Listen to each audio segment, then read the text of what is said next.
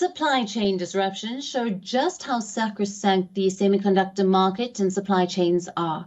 It's become a tool of leverage for states, and in the latest, China's plans of strengthening domestic technology and chip manufacturing have been jeopardized by the United States. US President Joe Biden had signed the Creating Helpful Incentives to Produce Semiconductors and Science Act, also known as the Chips and Science Act. This authorized $52.7 billion in subsidies for US chip makers and also banned the export of chips beyond 28 nanometers to China for 10 years. And according to a study by the Taiwan Industry Economic Service, owing to this move, China is likely to suffer significant setbacks. China was set to build semiconductor supply chains, but that seems highly unlikely given the circumstances. China's dependency on imported semiconductor equipment could essentially restrict China's potential in the tech industry. Now, last year witnessed China's semiconductor imports soar to 23.6% at record $432.6 billion. This is reflective of the local chip shortage crisis in the country, and the situation doesn't look too promising this time either.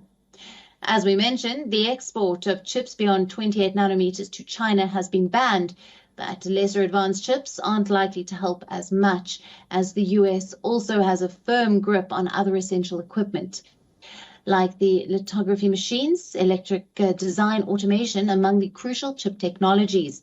And it doesn't help that China is also currently facing a dearth of electronics engineers. As per some estimates, it has 250,000 fewer electronic engineers than it needs, which means more trouble when it comes to building up its tech and semiconductor industry. To combat this, the municipal government of Shanghai, which happens to be China's largest city and semiconductor axis, established a new campus to train fresh talent in order to bolster the domestic chip industry.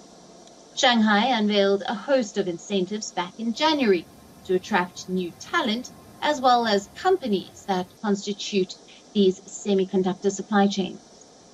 And the biggest casualty of this move by the US has been Samsung Electronics, which has been trying to secure a foothold in China and the US since 2012. It has invested $25.8 billion in China. And with the US restrictions, the company may suffer major setbacks in terms of competitiveness in the memory chip market.